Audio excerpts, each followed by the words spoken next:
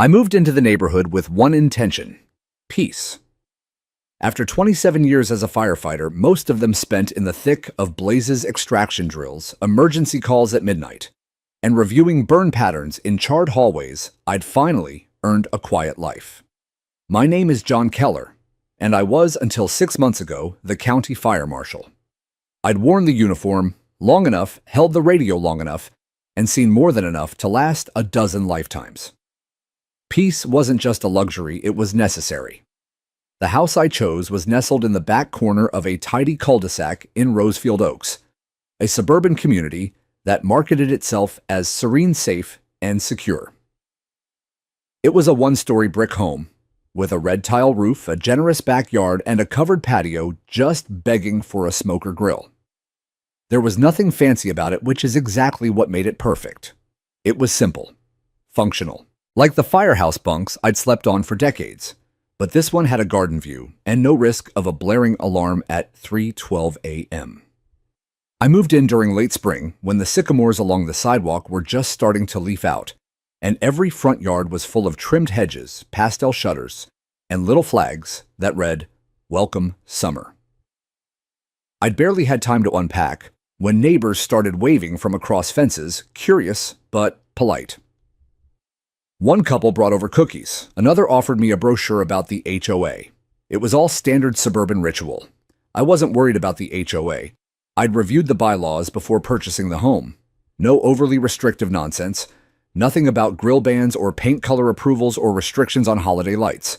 Just some baseline rules about lawn care noise after 10 p.m. and keeping trash cans out of view. Fair enough.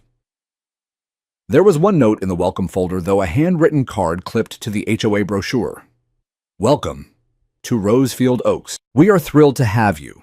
Please feel free to reach out with any concerns or questions. We value safety, aesthetics, and harmony. Warmly, Karen Whitlow, HOA President."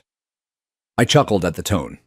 It reminded me of 1,000 firehouse memos, polite but vaguely threatening. Still, I didn't think twice. I'd dealt with bureaucrats, city planners, building inspectors, and property owners for most of my career. Compared to that circus, a neighborhood HOA seemed downright tame. I spent the first 2 weeks setting up the house, fixed a leaky faucet, installed new shutters, hung a vintage fire bell in my office, a retirement gift from the crew. I even restored the old smoker I'd brought with me, patching the door seal and replacing the grate. It was a steel beast, hand-welded by a friend in the department years ago. Nothing fancy, but it cooked like a dream. One Saturday, the weather was too perfect to ignore. Blue skies, no wind, birds singing like a movie soundtrack. I rolled the smoker onto the back patio, fired it up, and threw on 2 racks of baby backs with a dry rub recipe that never failed. I cracked open a beer, turned on a jazz playlist, and lowered myself into a creaky wooden chair, letting the smoke curl into the air like incense. About an hour into the cook, I heard a throat clearing behind the hedge. I stood, walked over, and saw a woman I hadn't met before. Early 50s, crisp blouse, arms folded, lips pursed. Her eyes were locked on the smoker like it had just insulted her family. "You know," she said, "we usually don't allow open flames in Rosefield Oaks." I smiled. "Good afternoon." I checked the bylaws. Nothing in there about grills, as long as they're safe and off the grass. She didn't return the smile. Smoke causes health issues for some of our residents. Asthma, allergies, not to mention the fire hazard. "I understand your concern," I replied calmly. "But this smoker is fire safe. I built it with a firefighter friend. Double walls, spark arrestor, clear area around it. I've also spent nearly 3 decades in fire safety. I wouldn't light anything I wasn't confident in." That seemed to rattle her for a moment, but she rallied quickly.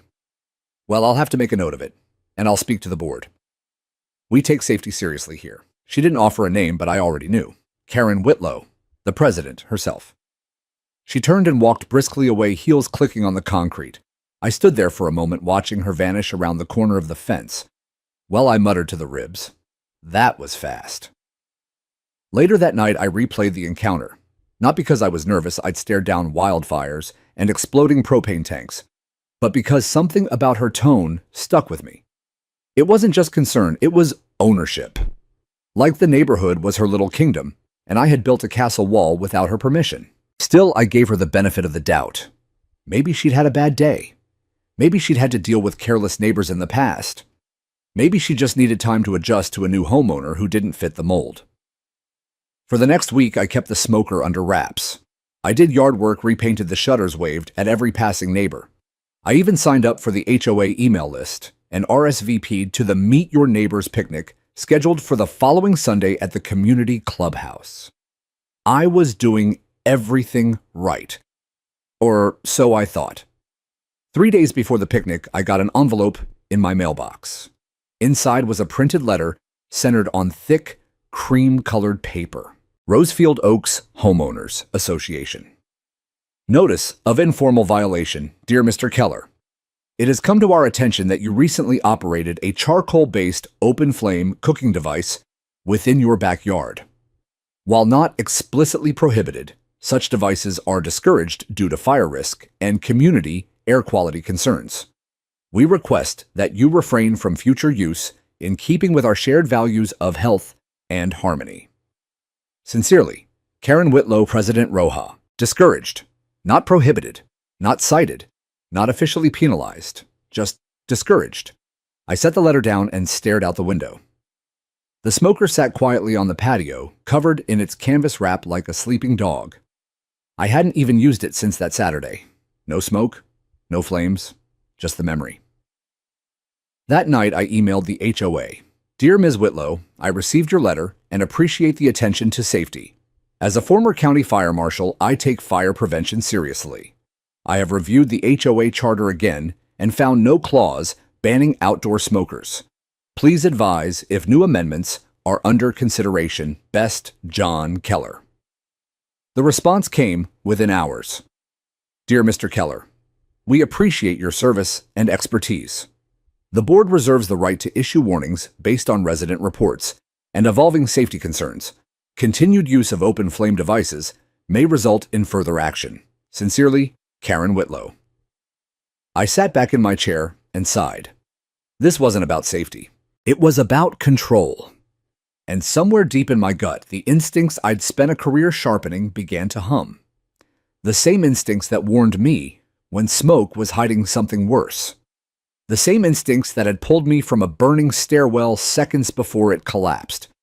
This neighborhood was about to get hotter than any BBQ I'd ever cooked. The next time I saw Karen, it was from across the street. She stood beneath her immaculate trellis pruning roses with the precision of a diamond cutter. The way she held the shears elbows tucked, chin tilted high, told me everything I needed to know about how she viewed the world as something to be trimmed, controlled, and put in order. And I apparently had disrupted the pattern. I gave her a friendly nod. She didn't return it. Later that afternoon, I found another envelope taped to my front door, this one hand-delivered, and sealed with the HOA's gold foil sticker. Notice of potential compliance breach, resident John Keller property, 1425 Sycamore Loop, subject, persistent odor and smoke from outdoor cooking, date, April 14th, dear Mr. Keller. Multiple residents have expressed concerns about recurring smoke and strong odors emanating from your property, believed to be from outdoor grilling activities. These disturbances may pose health concerns and detract from the visual and olfactory environment of Rosefield Oaks. You are advised to limit all future smoke-producing activities and seek written approval for any planned outdoor cooking events. Thank you for your cooperation. Sincerely, Karen Whitlow, President Rosefield Oaks, HOA. No official fine. No mention of any rule.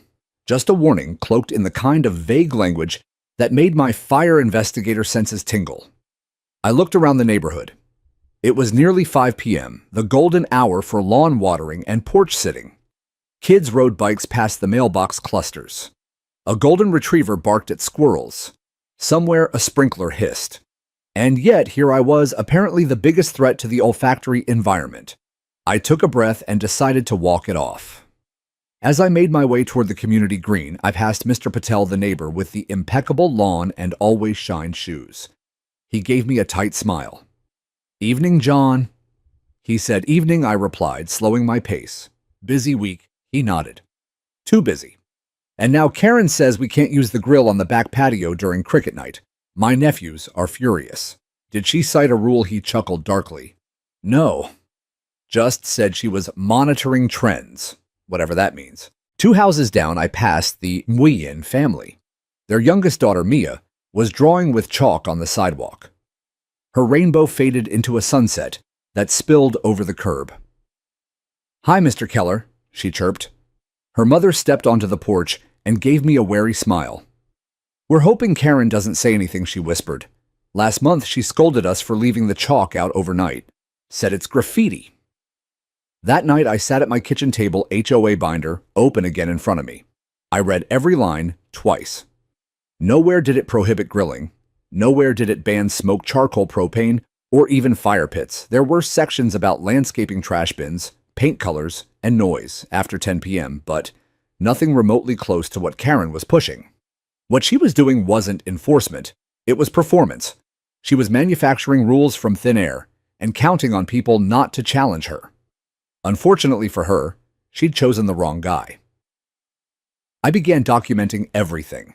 Every letter, every interaction, every verbal comment she made logged, with time and date in a simple spreadsheet. I even installed a small outdoor camera, angled discreetly at the mailbox and walkway, just in case her notices escalated into something more. Days passed. I didn't grill, but I did trim the hedges, reseed a patch of grass, and drop off brownies to a young couple who just moved in next door. They offered to return the favor with steak kebabs, then paused mid-sentence. "Wait," said the husband. "Are we allowed to do that?" Barbecue. I laughed, more bitter than amused. "You're free citizens on private property. That's all the permission you need." He didn't look convinced. By the end of the week, 3 more neighbors had mentioned Karen's concerns. One said she'd taken pictures of a backyard trampoline. Another said she stood outside his house counting cars during a birthday party. A third whispered that Karen asked for the name of her dog's groomer so she could report the business for advertising via word of mouth. It was absurd, but it was also working. People were afraid of her, not because she held real power, but because she acted like she did. Like some suburban monarch wielding citations instead of swords. Saturday rolled around. The skies were overcast, the breeze was gentle, and the air smelled like spring. I stood on my patio, hand resting on the lid of the smoker, torn between silence and defiance. I chose silence, but not for long. At 6 p.m., I heard her voice again. "Excuse me, Mr. Keller." She was back at the hedgeline clipboard in hand, face tight with civility. "Yes, Karen, I noticed the smoke. Again." "There's no smoke," I replied. "The smoker's cold. Just wiped it down." She blinked. "Oh, well, several residents still smell something. I suppose that would be the rosemary I planted yesterday. Or the jasmine. They're in bloom." She hesitated. Her fingers tightened on the clipboard. "Regardless," she said, recovering, "I will be issuing a follow-up warning." Repeated patterns of behavior, even without citation, can result in formal action. I stepped forward, calm but firm. "Karen, I said I've reviewed the HOA bylaws. I've complied with every letter. There's no violation here. And unless or until the board holds a vote to change the rules, I expect to be treated as an equal homeowner." She didn't reply. She turned and walked away, her heels clicking like tiny gavels. That night, I cooked dinner on the stove. But I left the windows open, letting the smell of seared garlic and rosemary drift into the yard, letting her wonder. The next morning, I opened my front door to retrieve the paper and found something new, a copy of the HOA newsletter. The headline, "Community Courtesy Grilling and the Greater Good," by Karen Whitlow. The article was a masterpiece of passive aggression. It didn't name names, but spoke of residents choosing activities that alienate others' airborne particulates, and the importance of communal health over individual indulgence. The final line was the kicker: "When one ember sparks division, it's time to reconsider the match." I laughed. Out loud. Alone. Because I knew what she didn't. I was the one who wrote the matchbook. And this neighborhood fire hadn't even started. If you had asked me a month before whether I thought I'd spend my retirement parsing HOA bylaws like legal code, I would have laughed and handed you a beer. But there I was at my kitchen table again, reading the rulebook by lamplight, armed with a red pen and the kind of focus I used to reserve for post-incident reports involving structure collapse and firefighter injury. Karen's campaign against me was no longer subtle. The newsletter had sparked a ripple effect. A few neighbors stopped waving. The mother down the street, who used to walk her toddler past my house, now crossed to the other side. One guy even moved his gas grill into the garage just to be safe. I could feel the shift, not fear, but unease, like they were waiting for the next spark. It came 3 days later. I received an email with the subject line, "Official warning, repeated nuisance violations." The body read, "Dear Mr. Keller, following continued reports from multiple residents regarding smoke odors and potential fire risk, the board is initiating a formal complaint process. While our bylaws do not explicitly ban grilling, Section 6.4 grants the board discretionary authority to regulate activities deemed disruptive or potentially hazardous to the community environment. We expect full cooperation as we review this matter. Continued disregard may result in fines or further HOA enforcement. Sincerely, Karen Whitlow, President, Rosefield Oaks, HOA. Section 6.4. I flipped back through the binder. There it was, buried in the middle of a vague paragraph written like legal molasses. The board may, at its discretion, enforce guidelines to preserve community health, safety, and general welfare, provided such measures are consistent with local ordinances and state law. It was the kind of clause you find in bad contracts, open-ended enough to justify almost anything as long as the person wielding it claimed noble purpose. That's when I knew I couldn't just sit back and hope this would blow over. So I did what any seasoned investigator would do. I started building a case. The first thing I did was request the last 5 years of HOA meeting minutes. By law, as a homeowner, I had the right to access them. Karen responded with a curt email, and all meetings have been conducted in accordance with HOA protocols. If you would like to submit a formal records request, please do so via certified mail. That was enough of a red flag. I mailed the request the same day, certified and signature required. Then I began visiting neighbors, quietly, respectfully, clipboard in hand. I asked if they'd ever received unusual notices, been fined without explanation, or told something wasn't allowed when it wasn't in the rulebook. The stories were absurd. One family was told they couldn't grow sunflowers because they invited bees. A retired teacher had to remove her wind chimes, too musical. Another neighbor said Karen had warned him that his welcome mat was not in compliance with color scheme standards. It was navy blue. Each story was more surreal than the last. Some laughed. Others were still angry. Most had simply complied out of exhaustion. But the most telling response came from a quiet man named Thomas, who lived 2 streets over. He was a Vietnam veteran, walked with a cane, and had a small American flag hanging from a bracket over his garage. "She told me it was too big," he said. "Told me to take it down." "Did you?" I asked. He shook his head. "I replaced it with a bigger one." We both smiled at that. Over the next week, I compiled a 17-page document titled Questionable HOA Actions in Rosefield Oaks, a Community Report. It included quotes, rule references, photos of notices, and side-by-side comparisons with the actual bylaws. I printed 10 copies and had them bound at the local office supply store. No flashy cover, just a bold title in black ink. I dropped one in each mailbox of the current board members, even Karen's cousin, who hadn't been seen at a meeting in months. I left one with Thomas, one with the Patels, and I saved one for the next board meeting, which just so happened to be that Friday evening. The room was half filled by the time I arrived. The HOA used the community clubhouse for meetings, a clean beige room with a small podium, folding chairs, and a framed mission statement on the wall, Rosefield Oaks, where community comes first. Karen sat at the head of the folding table with her trademark clipboard, flanked by her cousin and a third man I didn't recognize. A few residents chatted quietly in the back. I took a seat in the front row, document in hand. Karen called the meeting to order at 6:05 p.m. First item, she said briskly, concerns have been raised about grilling activities in proximity to shared fences and green spaces. We remind residents to avoid strong-smelling activities that may interfere with others' enjoyment of their property. I raised my hand. She ignored me and kept reading. Secondly, we'll be discussing potential revisions to Section 6.4 to clarify the board's authority regarding community disturbances. I stood. I'd like to speak on that point. Karen sighed, lowered her papers. Mr. Keller, this is not a public forum. Actually, I interrupted, holding up a printed copy of the HOA Charter Section 8.2, requires the board to hear resident input during the open portion of any meeting involving bylaw revisions. A few murmurs rose in the crowd. Karen's face tightened. You have 3 minutes, she said. Thank you, I replied. Then I stepped to the front and held up my report. This document contains 17 pages of testimonies, references, and evidence demonstrating a consistent pattern of overreach by this board, primarily the president.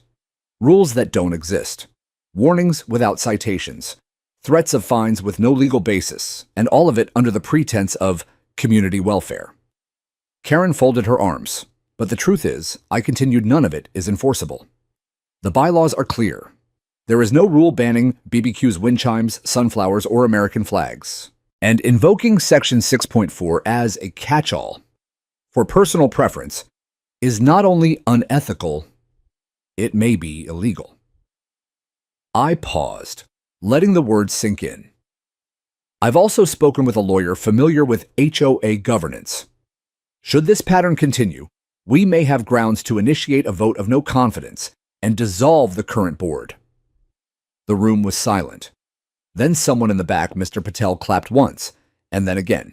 Then others joined. Karen's face went blank. She opened her mouth, but said nothing. The meeting ended 10 minutes later, hastily adjourned to review legal concerns.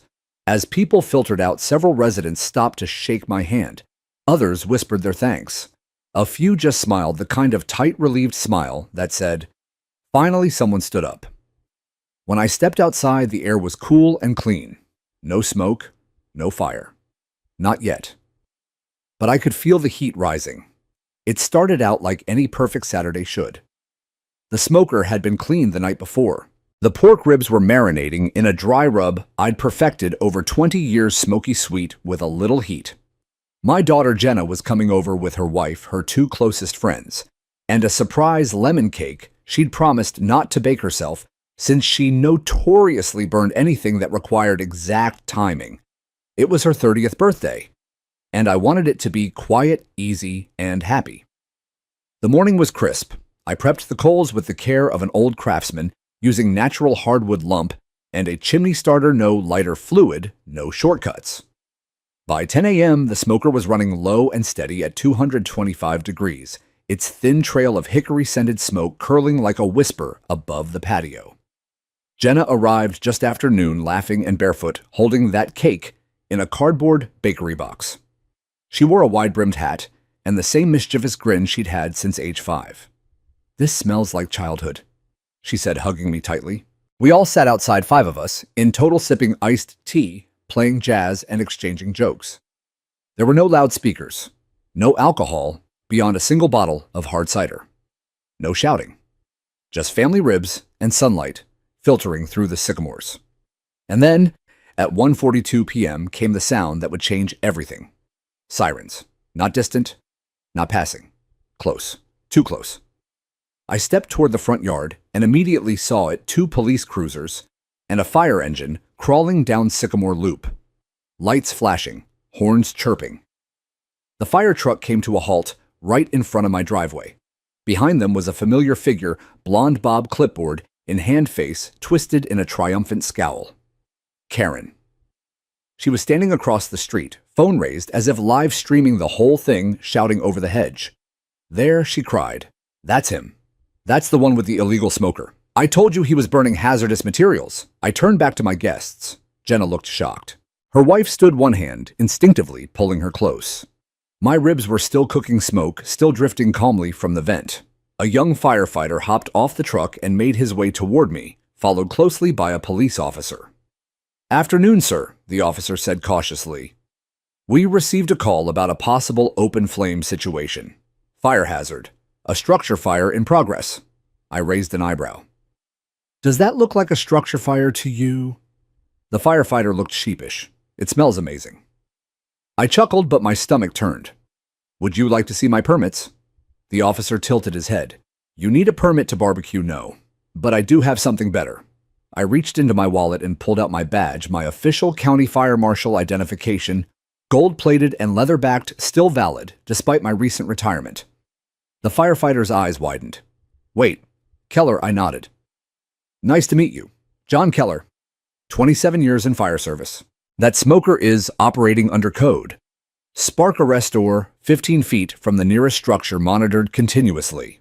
Nothing illegal, nothing unsafe. The officer turned to the firefighter. Is he serious? The firefighter laughed. He trained half the department. If anyone knows the fire code, it's this guy. Across the street, Karen's voice grew louder. He's dangerous. He threatened me. I have witnesses. The officer raised a hand and walked toward her, murmuring something I couldn't hear. The firefighter, meanwhile, walked over to the smoker, knelt beside it, and examined the base like he was inspecting sacred ground. This is a nice setup, he said. Old school welds. Good airflow. I built it with a buddy in Rescue 5 back in '03. He grinned. Bet she turns out perfect bark. The best. Jenna came over and linked her arm with mine. Dad, is this really happening? Apparently, I sighed. Karen called in a fake emergency. The firefighter stood. There's no hazard here. This call's a wash. The officer returned looking less than thrilled. Sir, we'll be leaving now. There's no violation. You're clearly qualified. He paused, then added, and between us I'd recommend filing a report. False emergency calls carry penalties, especially when they tie up resources. I'll think about it, I said, glancing toward Karen. She stood there with her arms crossed, still filming, still radiating righteous fury. But her confidence was slipping. I could see it in her eyes, the uncertainty blooming where smugness once lived. As the trucks pulled away, the neighbors emerged. First, a couple from 2 houses down peeking through the bushes. Then Mr. Patel crossing his lawn with a bottle of soda. Then the Nguyen's, their little daughter, still chalking on the driveway. All of them had heard the commotion. All of them were watching. Karen tried to retreat, but someone called her out. You really called 911 on barbecue ribs? The voice came from Mr. Thomas, the Vietnam vet. Karen whirled around. It was a fire risk. I was protecting the community. No, he replied calmly. You were trying to control it. She stormed off without another word. We returned to the patio in stunned silence.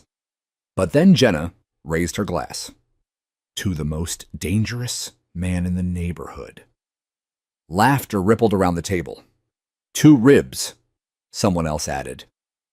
To justice, I said, half joking. But in my mind, something shifted. This wasn't about meat or smoke. It wasn't even about bylaws. It was about power, and I wasn't about to let mine be trampled by a woman with a clipboard and a grudge. Not in my house, not in my retirement, not in the town where I had spent nearly 3 decades protecting lives and writing the very code she tried to weaponize. The ribs finished smoking just before sunset. We ate under string lights, the laughter louder than the jazz, the sense of relief as sweet as the sauce. And somewhere just beyond the sycamores, I knew Karen was watching, planning her next move. But so was I. The next morning brought silence, not peace, but a kind of eerie pause in the air, like the tension right before a summer thunderstorm.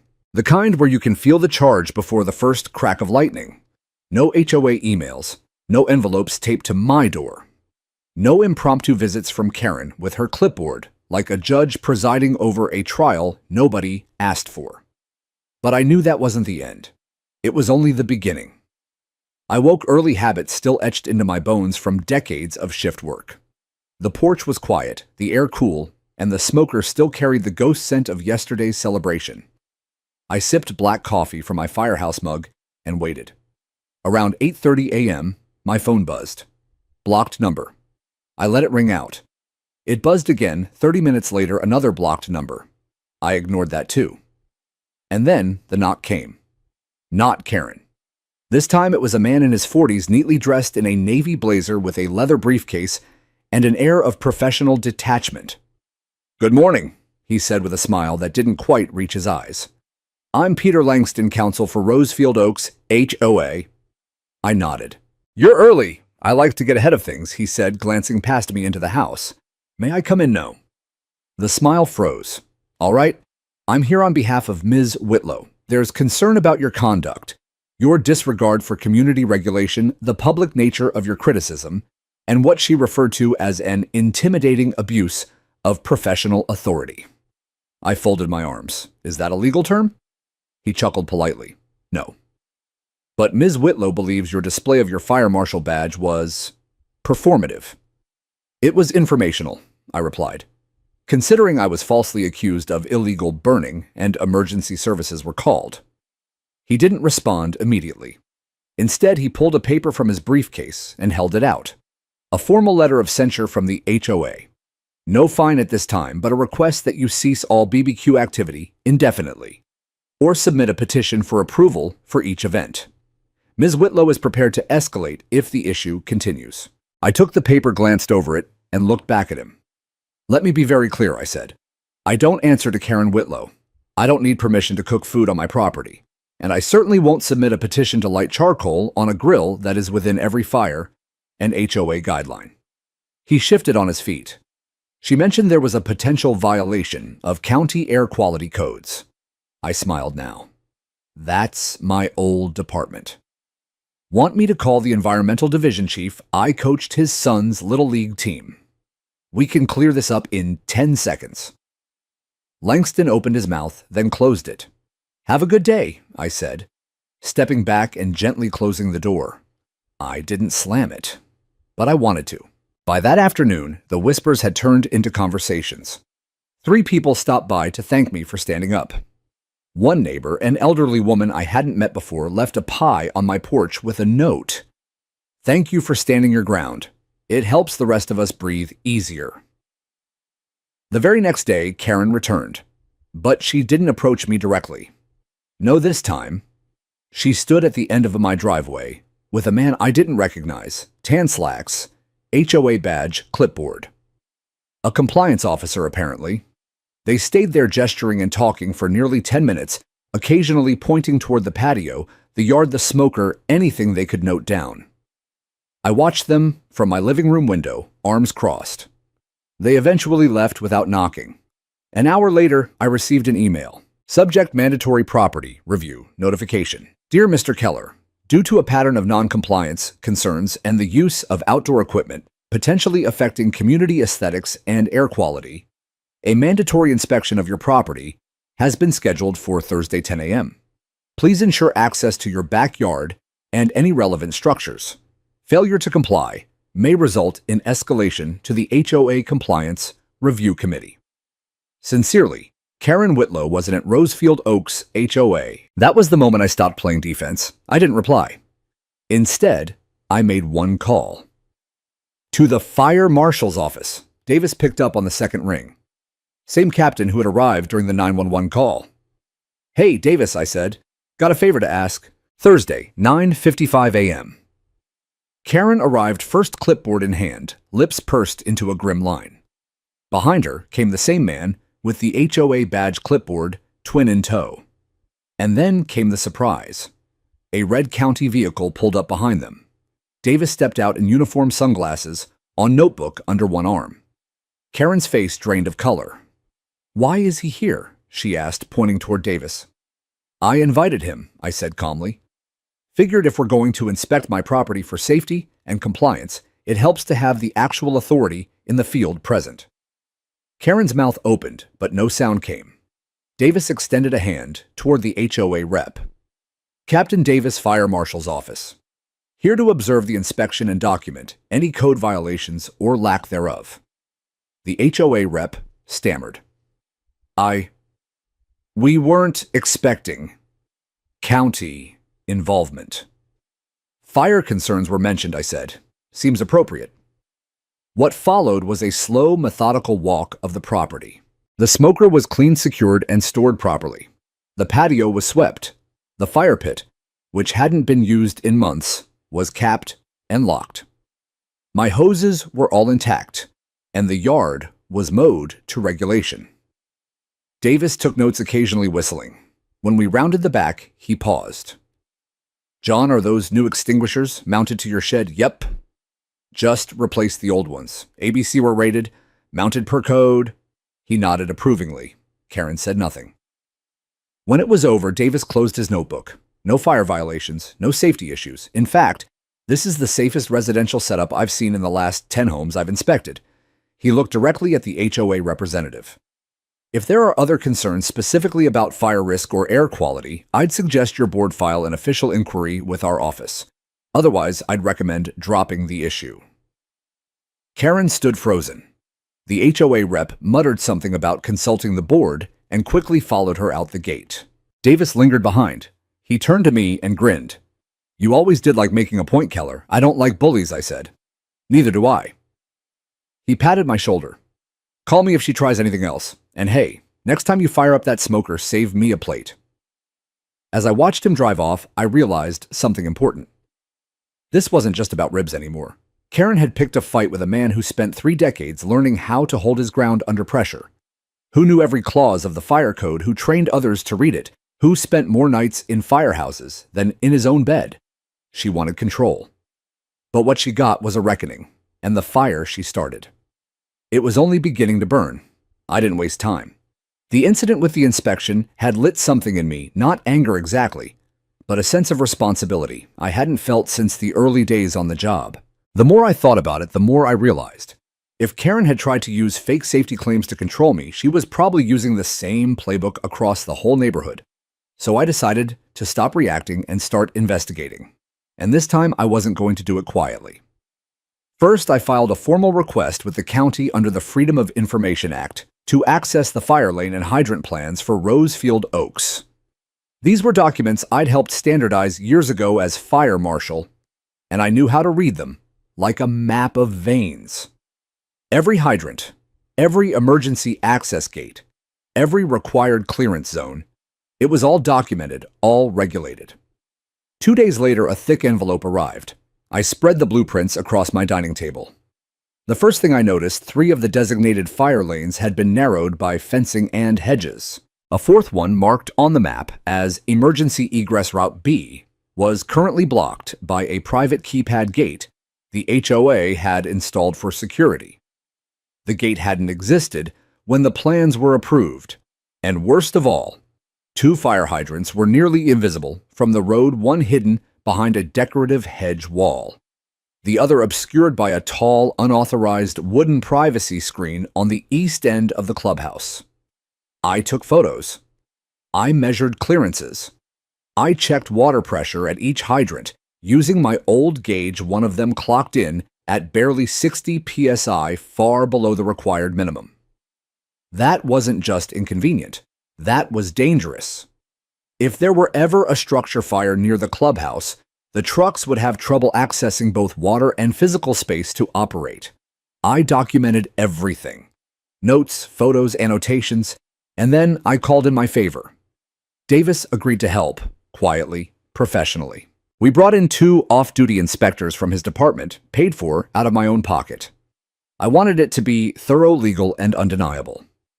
We conducted a full community fire safety audit. We assessed hydrant visibility and access, clearance around structures and easements, status of sprinkler systems, especially in the clubhouse, fuel sources, dried vegetation, flammable fencing, exit routes for multifamily units, general code compliance. What we found confirmed my suspicions, and then some. Karen, it turned out, had been aggressively enforcing minor made-up nuisance rules like wind chimes and flower beds, all while completely neglecting the real safety concerns under her watch. Take the clubhouse, for example. Built 10 years ago, it was retrofitted with a sprinkler system, but our inspection revealed it hadn't been serviced in over 6 years. One pipe was corroded. The backflow preventer valve was misaligned. Worse, the emergency lighting system failed when we tested the auxiliary power. In a blackout, the building would go dark within 10 seconds. The worst offender, though, was Karen's own property. Her backyard sat near one of the eastern fire lanes. The bylaws and fire code required a 10-foot clearance between all structures and the designated path. Karen's yard had encroached 6 feet into it with a handmade gazebo, 2 plastic sheds, and a pile of dried firewood stacked shoulder-high directly under a sagging pine tree. I took the photo myself, time-stamped it, and labeled it Direct Fire Hazard. Category: Immediate Risk.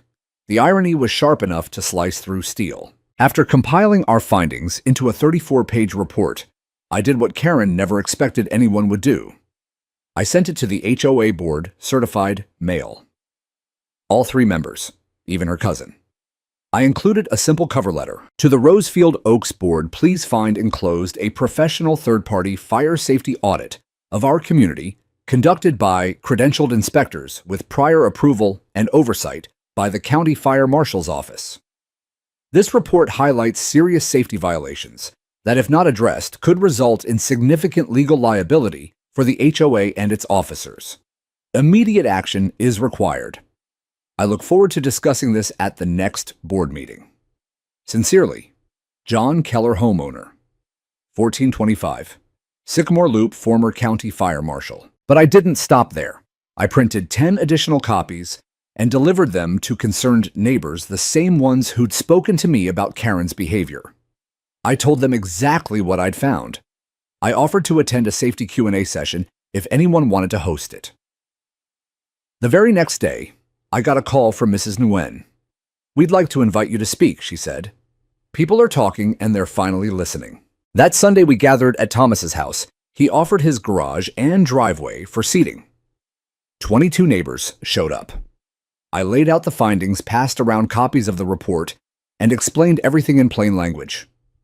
"This is not about politics," I said. "It's not about personal conflict. It's about the fact that we are all vulnerable if the systems designed to keep us safe are neglected. And if our HOA can't prioritize basic fire safety, then we have a much bigger problem." I paused. And the person who's been yelling the loudest about community health. Her yard is a brush fire waiting to happen. The gasps were real. People began asking questions. Many were angry, not just about the hazards, but the hypocrisy. They'd been fined, threatened, micromanaged, all while Karen's property was a ticking time bomb. Thomas raised a hand. "Is there anything we can do about it?" "Yes," I said. "We organize, we vote, and if needed, we initiate a recall." That week, the whispers turned to action. I saw neighbors knocking on doors with clipboards. The HOA bylaws allowed for special hearings to be called with signatures from 25% of homeowners. I knew we could get that number, and I knew Karen was feeling the pressure. On Tuesday, a new letter arrived, this time not taped to the door, but mailed formally. HOA announcement. Emergency board meeting, subject community safety review date. Thursday, 7:00 p.m., location Rosefield Oaks Clubhouse, all residents encouraged to attend. It was happening. I'd lit a fire under the structure Karen had built, and now it was smoldering from the inside. What she had once controlled with fear was now being questioned with facts. And facts once exposed don't go away. They ignite, they spread, they change everything. Thursday evening came with a storm. Not the kind with thunder and rain, but the kind with nervous tension, sharp words whispered in the corners, and the rustling of paper as residents clutched copies of the fire safety audit I had distributed days earlier. By 6:45 p.m., the Rosefield Oaks Clubhouse, normally echoing and half empty, was standing room only. Folding chairs had been added in rows all the way to the back wall, but still people leaned against pillars, sat cross-legged near the front, or stood in clusters by the refreshment table, untouched. The air buzzed. And at the center of it all, perched on the slightly elevated stage, sat Karen Whitlow. She looked composed, at least from afar. Her cream-colored blouse was ironed to perfection, her hair styled into the same angular bob she wore like a helmet of authority. The clipboard was in her lap, and beside her sat her cousin and the HOA treasurer, both noticeably subdued. But behind her eyes I could see it, the strain, the panic, the unraveling. Karen called the meeting to order promptly at 7:00 p.m., her voice sharp and precise. "Thank you all for attending this emergency session. Tonight's meeting is regarding certain safety concerns raised by residents and responses from the HOA board. We ask that you be respectful, orderly, and allow the board to speak in turn." I stood quietly at the back, leaning against a support beam, with the report folder in my hand. Karen continued, "As many of you know, Mr. Keller, who recently moved into our community, has circulated a document making claims about fire hazards and violations. While we appreciate civic engagement, I want to clarify that no official complaint has been filed with the county against Rosefield Oaks. Her words were carefully chosen. Too careful. Murmurs rippled across the room. She pressed on. Nevertheless, out of an abundance of caution, the board has agreed to review the findings and, if necessary, develop a response plan. I took a step forward. "Madam Chair, may I request to speak?" She blinked. "You are not on the agenda." I held up the HOA Charter. Section 8.4. In emergency sessions called in response to community health or safety, any homeowner has the right to present relevant evidence provided it pertains directly to the issue under discussion. The room hushed. Karen's jaw tightened. 3 minutes. I walked to the front calm and methodical. I didn't look at her. I looked at the faces of my neighbors. People who'd come out of their homes on a weeknight, many for the first time since they moved in, to find out whether their neighborhood was truly safe or just managed to look that way. My name is John Keller. I'm a homeowner here at 1425 Sycamore Loop. I served as county fire marshal for 17 years before retiring. I've worked on over 200 investigations, helped draft municipal fire codes, and trained dozens of the men and women who would respond here in an actual emergency. I paused, holding up a copy of the audit. Over the past 2 weeks, I've documented clear violations in this community. Some cosmetic, yes, but others that are categorically dangerous. Blocked fire lanes, inaccessible hydrants, malfunctioning emergency lights, and worst of all, flammable obstructions in multiple yards, including the president's. Gasps rose around the room. Karen's mouth opened, then closed again. I continued flipping to a page near the front. Page 12. You'll see photographic evidence of a dried wood pile stored beneath a pine tree less than 5 feet from a shared property fence. The bylaws require 10. The county code mandates 12. This isn't a technicality, it's a liability. I flipped again. Page 19. The eastern hydrant is hidden behind an illegal privacy screen. Page 22. The clubhouse emergency exit is partially blocked by a trash bin and garden tools. Page 26. The clubhouse's sprinkler system hasn't been inspected in 6 years. Now, the room wasn't just murmuring, it was reacting. A man in the front row turned to his wife. A young woman near the window snapped a picture of the binder with her phone. I looked back at Karen. She was staring at me, jaw-clenched fingers digging into the clipboard. I turned back to the room. This report was verified by 2 certified inspectors from the fire marshal's office. If a single candle sets off a fire in this room tonight, many of us wouldn't make it to the door. I let that land. Then stepped back and returned to my place at the edge of the room. Karen stood slowly. She tried to smile, but her lips quivered. "We thank Mr. Keller for his passionate remarks," she said, voice clipped. "However, the board has not confirmed these findings independently, and—" "Excuse me," someone interrupted. It was Thomas, the veteran. He stood, hand resting on his cane. "With all due respect, Ms. Whitlow, how is it possible that we have hydrants blocked, fire lanes narrowed, and a sprinkler system that hasn't been inspected in 6 years, and you didn't know?" Karen blinked.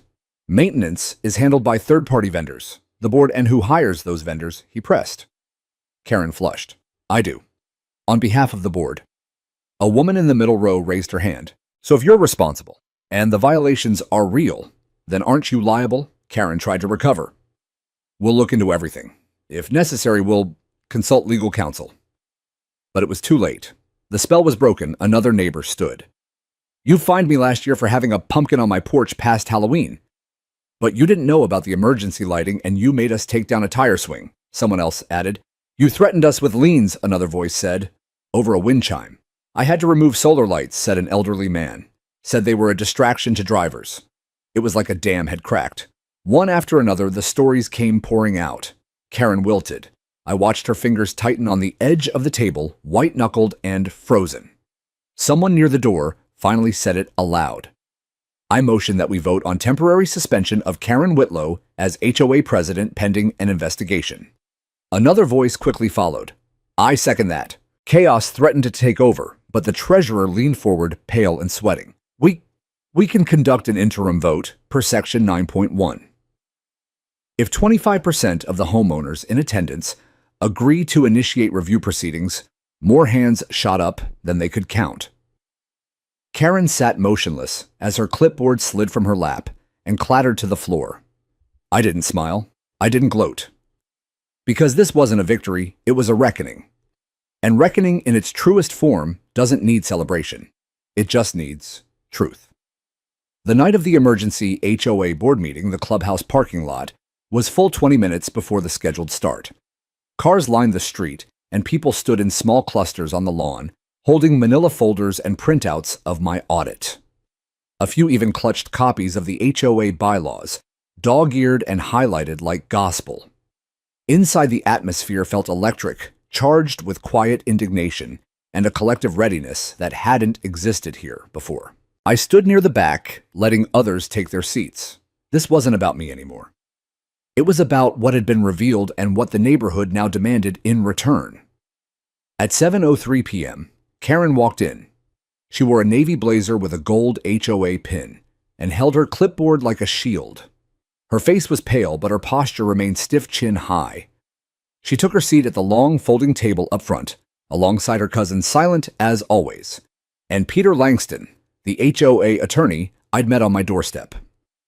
The murmurs started before she even opened her mouth. She tapped the mic. "Good evening," she said. "I'd like to call this emergency meeting of the Rosefield Oaks Homeowners Association to order. Tonight's agenda concerns recent claims made about our community's fire safety infrastructure, as well as discussion of appropriate next steps." She paused. No one clapped. Karen continued, "First, let me state that I take safety seriously. I have always prioritized the well-being of our residents. The accusations circulated in recent days are misleading, exaggerated, and frankly designed to undermine the integrity of this board." A hand shot up from the second row. It was Mrs. Nguyen. Karen hesitated but couldn't ignore her. "Go ahead," she said coolly. "Are you saying the photos in the audit are fake?" Mrs. Nguyen asked. "Because that's my backyard and one of them right next to a hydrant blocked by bushes. That bush has been there for years and you never said a word. But you fined me for putting wind chimes on my porch." A smattering of voices murmured agreement. Karen shifted. "Ma'am, landscaping is handled on a case-by-case basis. The fire code is complex," and a louder voice cut her off. "The fire code isn't that complex," said Mr. Patel. "Not for someone who helped write it." He turned to me. "Mr. Keller, can you clarify?" I stepped forward, reluctantly, and nodded. "Happy to." Karen bristled. "Ladies and gentlemen," I said, turning to the room, "the audit I distributed is based on official fire code, not interpretation, not preference, facts, chapter and verse. I didn't conduct it alone. It was completed with oversight from the current county fire marshal's office, including inspections by licensed safety officers. I held up a photo, Karen's backyard. This is a Category 1 fire hazard. An unauthorized structure, her gazebo was built within 5 feet of a designated fire lane. In a wildfire scenario or a residential fire that spreads, this blockage could result in delayed response time, equipment failure, and loss of life. That's not opinion. That's consequence." Karen spoke through clenched teeth. "I was never cited for that." "No," I said, "because no one was watching you." Another neighbor stood, then another. One by one, people began to share what they'd endured. The Rodriguezes fined for planting tomatoes. The Nguyen's forced to remove their daughter's chalk drawings. Thomas, whose flagpole was too tall according to Karen's email. Jenna, my daughter, who received a warning in the mail addressed to me after attending the birthday BBQ. Each voice added fuel to a fire that could no longer be contained. Karen raised her hands. "Everyone, please. This meeting is not intended to become a trial. The HOA has rules, protocols." Mr. Patel stood again. "Yes, and one of those protocols allows us to initiate a recall vote." The room quieted. He turned to the crowd. "We've collected 31 homeowner signatures, enough to demand a vote of no confidence in the current board leadership. According to Section 9.3 of the HOA bylaws, we are entitled to that vote. Tonight." Karen looked like she'd swallowed glass. You can't. Langston leaned into his mic, clearing his throat. Legally, they can. Karen's mouth dropped open. This isn't how it's supposed to go, she muttered. Thomas rose from his chair. You're right. It was never supposed to be about fear, or fines, or ego. But it became about all of those things. And now it's about fixing it. The vote was swift and silent. Small slips of paper were passed, boxes checked, placed into a clear acrylic box someone had borrowed from the school down the street. It took less than 10 minutes to count. 49 votes to remove, 3 to retain. Karen stood up slowly like a pillar that had cracked all the way down. She stared at me. You think you've won something? I didn't reply, because it wasn't about winning. It was about restoring balance. Langston took the mic again. Per HOA protocol, Vice Chair Rodriguez will assume interim leadership until a formal election is held. Ms. Whitlow, please relinquish your HOA credentials. Karen peeled the pin from her blazer, set her clipboard down with a final sharp clack, and walked out without a word. No one followed her. No one clapped either. It wasn't a celebration. It was a reckoning. The meeting closed shortly after. The room lingered with soft conversations and the kind of tension that begins to evaporate only when control has finally changed hands. As I stepped out into the night, the cool air wrapped around me like a clean slate. Mrs. Nguyen caught up to me in the parking lot. She said I never thought anyone could stand up to her. Not like that. I shrugged. Sometimes it takes a fire to show people where the rot is. She smiled, then added, So, when's the next BBQ? I laughed. Soon, and this time everyone's invited. But before that would come something more important than smoke or sauce. It was time to rebuild. 3 days after the vote, a formal emergency hearing was scheduled to finalize the transition and address the remaining fallout. It wasn't just a formality. It was required by the bylaws to solidify the leadership change and give residents a chance to publicly voice their grievances or suggestions. I wasn't sure if I wanted to speak again. I'd said what needed saying. I wasn't looking to run for office or turn HOA meetings into soapbox speeches. But neighbors kept asking if I'd be there, if I'd help ensure things stayed fair. Just be in the room, Mr. Patel had said. Your presence says enough, so I showed up. The clubhouse felt different this time. Not just because Karen wasn't there, but because the energy had shifted. The chairs were arranged in a full circle instead of a row. There were fresh notepads on every seat, along with pens and a printed agenda. It felt collaborative. Miguel Rodriguez, now acting interim president, stood at the front of the room. He was nervous, but steady. Thank you everyone for being here, he said, his voice stronger than usual. Tonight is not about blame. It's about healing. About resetting the way we run this neighborhood, so it works for all of us, not just a few. Applause broke out, not loud, but real. He cleared his throat. We've received legal confirmation that the board transition was valid. Effective immediately, all past notices, warnings, and fines issued without board vote are suspended and under review. That includes retroactive forgiveness. Whispers spread across the room, relief mostly. Some people even teared up. Furthermore, Miguel continued, we're implementing new transparency measures. All HOA communications must be approved by a majority. Any major changes to common areas or rule enforcement will require community-wide discussion. No more single-person decisions. The difference was already palpable. Just days ago, Karen would have been issuing edicts from her clipboard. Now people were leaning in, taking notes, talking openly. And then halfway through the meeting, something unexpected happened. A woman raised her hand and said, I know we want to move forward, but we also deserve accountability. All eyes turned to her. She stood mid-50s, gray cardigan, a neighbor I hadn't spoken to before. Karen fined me $200 for having 2 flower pots on my porch. She told me if I didn't pay, she'd put a lien on my house. I was 2 months out of chemo. I didn't have the energy to fight it. You could have heard a pin drop. She looked over at me. And if Mr. Keller hadn't stood up, I think she would have kept going. So I think we need to talk about restitution. I didn't know what to say. But Miguel nodded solemnly. You're right. We'll form a restitution subcommittee. Any resident who believes they were unfairly fined or targeted can submit a claim. We'll review them all openly. Applause again, this time louder. Someone behind me said finally. Then a hand rose in the back, a man in a maintenance uniform. He looked hesitant. I work for the landscaping company. Karen used to pay us out of HOA funds to prioritize her yard. She told us not to service others unless she approved it. We never questioned it. That set off a wave of murmuring. Miguel leaned forward. Thank you for your honesty. This is what transparency looks like. Another neighbor stood. She threatened to report me to animal control because I was fostering a dog. She told me my daughter couldn't hang a swing. She made me cry in front of my kid.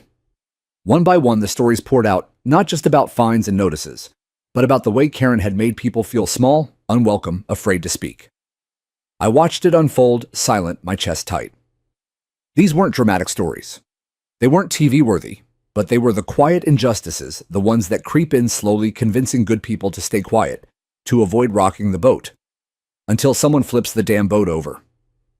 Eventually, Miguel turned toward me. John, he said, you've done a lot for this community in a short time. Would you be willing to serve as our fire safety advisor? It doesn't come with a title, just a voice. I stood slowly. I'm honored, I said, and I accept. But only if this community promises one thing in return. Everyone looked at me. No more silence. No more letting one voice drown out the rest. Because it doesn't take much for a fire to start, but it takes all of us to put it out and keep it out. There was a beat of silence. Then someone clapped. Then another. And soon the whole room was on their feet, applauding not for me, but for themselves, for their courage, for the line they had drawn in the sand and dared to defend. As people filtered out, I stayed behind stacking chairs, talking with neighbors, accepting thank you after thank you. One woman said, "You saved us." I shook my head. "You saved yourselves. I just gave the match to light the way." Outside, the air was warm and clean. No sirens, no tension. Just the low hum of people reconnecting like water returning to dry ground. And at the edge of the parking lot, just for a second, I thought I saw Karen's car parked in the shadows, headlights off, watching. But then it pulled away, and the darkness behind it never felt so empty. It's strange how quickly the air changes when fear leaves a place. In the days following the emergency hearing, the neighborhood began to exhale slowly, cautiously, like lungs learning how to breathe again. The Rosefield Oaks, that Karen had tried to mold into her own rigid image, was starting to soften at the edges. You could feel it on the sidewalks, in the way people paused to talk instead of rushing into garages. You could see it in the decorations beginning to reappear, colorful porch flags, lawn gnomes, even a few modest garden sculptures that surely would have earned a warning in Karen's time. And you could smell it again, too. Charcoal, mesquite, rosemary, backyard grills, long silent, were alive once more, including mine. But this time, it wasn't just me standing by the smoker. The Rodriguez family came over with fresh tortillas. The Patels brought a huge aluminum tray of butter chicken. The Nguyens set up a table of spring rolls and noodles. And Thomas, he showed up with an old cast-iron skillet and declared he was going to cook bacon until the HOA collapsed again. We laughed. God, we laughed. And for the first time since I moved in, the patio felt like it belonged to something bigger than me. It belonged to us. Under Miguel's leadership, the HOA board didn't just change, it transformed. True to his word, they posted every agenda a week in advance. Meetings were moved to Sunday afternoons, so more people could attend. The restitution committee met every Thursday, and by the end of the month, they had reviewed over 24 cases and refunded nearly $3,500 in inappropriate fines. They also made 2 huge changes to the rules. Any enforcement action now required at least 2 board member votes. All homeowners had the right to appeal any citation before a neutral review panel. And as for Karen, she never came to another meeting. Word spread that she had quietly sold her house 2 streets over and moved to a gated golf community 3 counties away. The house went up on the MLS under a different agent. No goodbye note, no final walkthrough, just silence. Honestly, it was the most peaceful act she'd ever committed in Rosefield Oaks. One Saturday morning, about 6 weeks after the vote, Miguel called me. Hey, we're putting together a little something next weekend, he said. Not official HOA business, just a block gathering. Burgers, music, a few games for the kids. Sounds good, I said.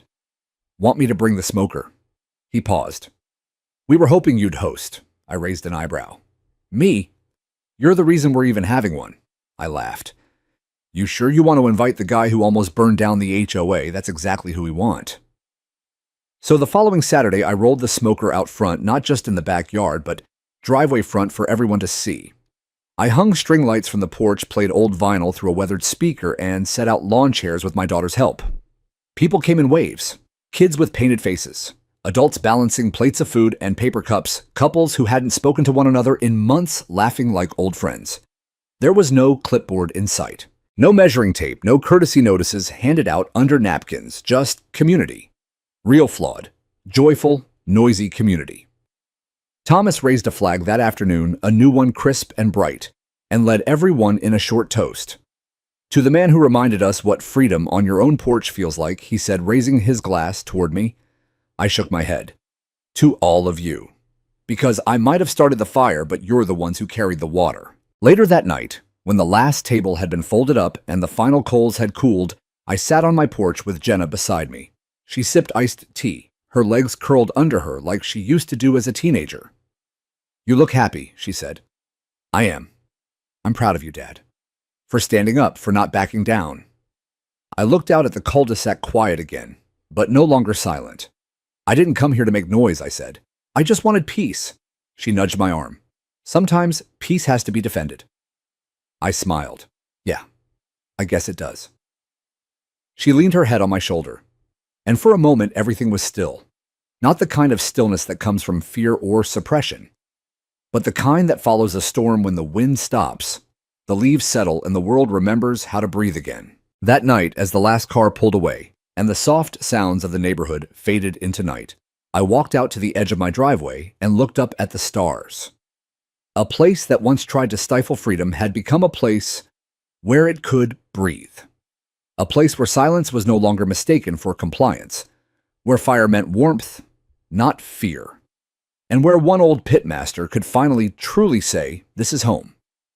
It's strange how quickly the air changes when fear leaves a place. In the days following the emergency hearing, the neighborhood began to exhale slowly, cautiously, like lungs learning how to breathe again. The Rosefield Oaks that Karen had tried to mold into her own rigid image was starting to soften at the edges.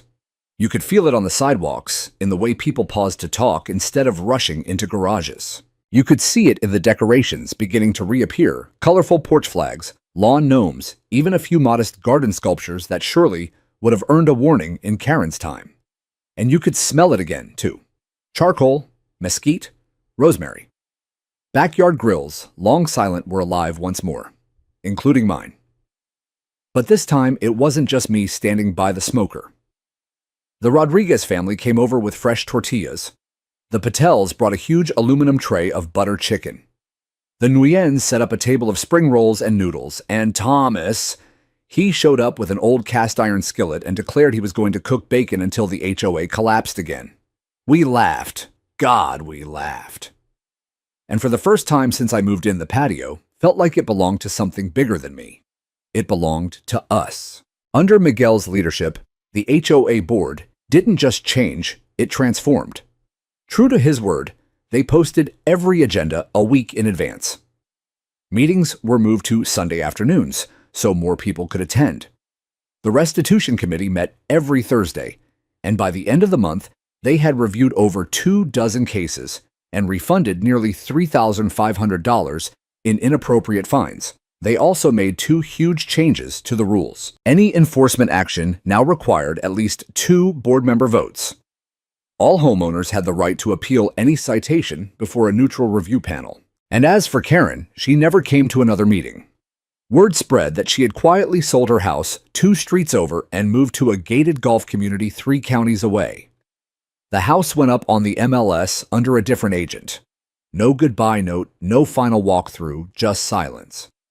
Honestly, it was the most peaceful act she'd ever committed in Rosefield Oaks. One Saturday morning, about 6 weeks after the vote, Miguel called me. Hey, we're putting together a little something next weekend, he said. Not official HOA business, just a block gathering. Burgers, music, a few games for the kids. Sounds good, I said. Want me to bring the smoker? He paused. We were hoping you'd host, I raised an eyebrow. Me? You're the reason we're even having one. I laughed. You sure you want to invite the guy who almost burned down the HOA? That's exactly who we want. So the following Saturday, I rolled the smoker out front, not just in the backyard, but driveway front for everyone to see. I hung string lights from the porch, played old vinyl through a weathered speaker, and set out lawn chairs with my daughter's help. People came in waves. Kids with painted faces, adults balancing plates of food and paper cups, couples who hadn't spoken to one another in months, laughing like old friends. There was no clipboard in sight, no measuring tape, no courtesy notices handed out under napkins, just community. Real flawed, joyful, noisy community. Thomas raised a flag that afternoon, a new one crisp and bright, and led everyone in a short toast. To the man who reminded us what freedom on your own porch feels like, he said, raising his glass toward me. I shook my head. To all of you. Because I might have started the fire, but you're the ones who carried the water. Later that night, when the last table had been folded up and the final coals had cooled, I sat on my porch with Jenna beside me. She sipped iced tea, her legs curled under her like she used to do as a teenager. You look happy, she said. I am. I'm proud of you, Dad. For standing up, for not backing down. I looked out at the cul-de-sac quiet again, but no longer silent. I didn't come here to make noise, I said. I just wanted peace. She nudged my arm. Sometimes peace has to be defended. I smiled. Yeah, I guess it does. She leaned her head on my shoulder, and for a moment, everything was still. Not the kind of stillness that comes from fear or suppression, but the kind that follows a storm when the wind stops, the leaves settle, and the world remembers how to breathe again. That night, as the last car pulled away, and the soft sounds of the neighborhood faded into night, I walked out to the edge of my driveway and looked up at the stars. A place that once tried to stifle freedom had become a place where it could breathe, a place where silence was no longer mistaken for compliance, where fire meant warmth, not fear, and where one old pitmaster could finally truly say, "This is home." It was mid-October when the leaves started to fall in earnest, soft, copper-colored reminders that even the most stubborn seasons eventually give way to change.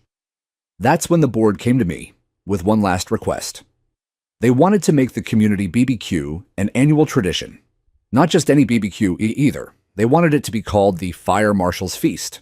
At first, I laughed it off. Told them I didn't need a title, certainly not one printed on a flyer. But then Miguel Thomas and even little Mia Ingwin showed up at my door with a hand-drawn invitation Jenna had helped design. There it was in bold red ink, surrounded by tiny cartoon flames, and a smiling grill, Fire Marshal's Feast, in celebration of freedom, food, and community. I didn't say yes. I just smiled and went to check my smoker to make sure she was clean and ready. That Saturday was the most alive I'd seen Rosefield Oaks since I moved in. People brought folding chairs and picnic blankets. Kids raced in and out of chalk-drawn mazes. The HOA board had set up long tables with potluck-style offerings, potato salad, cornbread, veggie skewers, banana pudding. There were coolers full of sweet tea lemonade and a respectable selection of cold beer, strictly by OB, of course. But no one seemed to care about technicalities anymore. We lit lanterns as the sun dipped low and the ribs were hitting their peak tenderness. Smoke curled gently upward, aromatic and clean. Neighbors who had once avoided eye contact now swapped stories, recipes, even numbers. One woman organized a book club on the spot. Another suggested turning the old HOA newsletter into a neighborhood blog. Someone else pitched the idea of an annual kids' parade. I stood at the grill, tongs in hand, as a line of people waited for brisket. Davis stopped by with his family, giving me a thumbs up from across the yard. Even Peter Langston, the once stiff HOA lawyer, showed up in jeans and a t-shirt and offered to help serve corn. The same lawn that had once hosted silent HOA meetings full of tension and rule reading now echoed with laughter music and the occasional pop of someone opening a fresh soda. When the last of the meat came off the grill, I stood beside the smoker and looked out over the crowd, Jenna nudged me from the side. "You gonna say something?" "Nope," I said. "I've said enough," she grinned. "You sure they're kind of waiting for it?" I sighed, wiped my hands on a towel, and stepped up to the folding table we'd set up as a serving station. Someone handed me a microphone, probably Miguel, always thinking 2 steps ahead. I cleared my throat. The crowd quieted. I'm not big on speeches, I began. I spent most of my adult life listening to alarms, not applause. A soft chuckle rippled through the group, but I will say this fire teaches you a lot. About control, about loss, about what really matters when everything else is stripped away. And maybe the most important thing I ever learned is this fire can destroy, yes. But in the right hands, it can also bring people together. Cook meals, light paths, warm homes. Fire is only dangerous when it's left unchecked, when it's not respected. I paused, glancing at the smoker behind me. Community works the same way. Give someone too much control without accountability, and they'll burn bridges instead of building them. But if everyone shares the responsibility, if everyone's voice counts, you get more than safety. You get trust. I held up my plate, and hopefully, really good ribs. That got a bigger laugh. I stepped back. No applause this time. Just people clinking glasses, bumping elbows, eating, being. That was more than enough. As the evening wound down, I sat beneath the old sycamore in front of my house, the smoker now cold and covered. The lights twinkled in the trees, and neighbors lingered under blankets and folding chairs, reluctant to let the night end. Jenna brought me a plate with the last slice of lemon cake and a scoop of baked beans. "I think they're going to ask you to run for HOA president," she teased. "If they do, I'm moving to Alaska," I said. She laughed and leaned her head on my shoulder. "You changed everything." I shook my head. We all did. Because the truth was, this story had never really been about fire or fines, about flags or fences. It was about dignity. The dignity of homeowners who'd been talked down, to the dignity of immigrants who'd been told their gardens were too foreign, the dignity of old veterans told their flags were too high. And yes, the dignity of one tired man who just wanted to smoke ribs in peace without someone treating him like a criminal. That night, as the last car pulled away and the soft sounds of the neighborhood faded into night, I walked out to the edge of my driveway and looked up at the stars. A place that once tried to stifle freedom had become a place where it could breathe. A place where silence was no longer mistaken for compliance, where fire meant warmth, not fear, and where one old pitmaster could finally truly say, "This is home."